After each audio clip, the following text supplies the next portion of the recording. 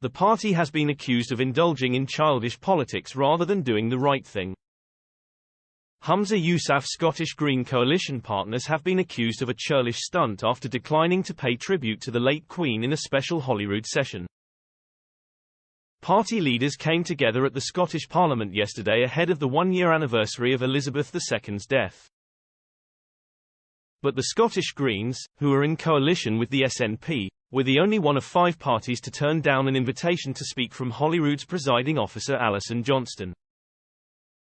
Co-leaders Patrick Harvie and Lorna Slater, who are both Scottish government ministers, said they did not want to make political statements.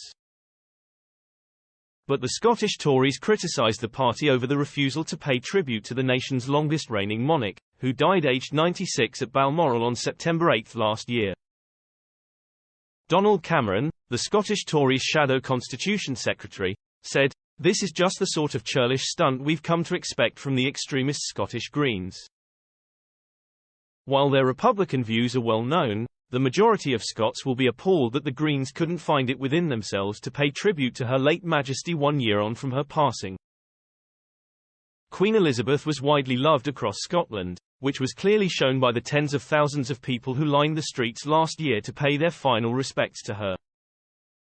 This is just another example of the Greens indulging in childish politics, rather than doing the right thing and recognizing the enormous contribution Her late Majesty made to our nation during her 70-year reign.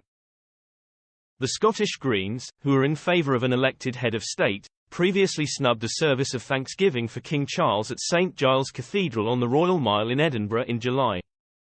Scottish First Minister and SNP leader Mr Yousaf, a self-avowed Republican, led tributes to the late Queen at the Holyrood session on Thursday.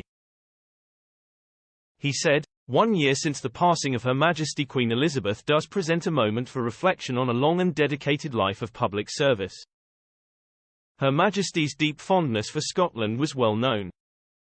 It is here that Queen Elizabeth chose to spend her most private family moments each summer, and it is within the halls and gardens of the Palace of Holyrood House that Her Majesty welcomes thousands of community leaders, volunteers, artists, activists, faith leaders and essential key workers in recognition of their service to Scotland."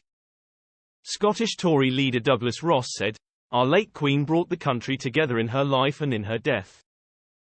The late Queen cherished Scotland and, in her passing, the country showed how much it cherished her." Scottish Labour leader Anas Sarwar praised Elizabeth II as a dedicated public servant, demonstrating strength, leadership and empathy when her country needed it the most.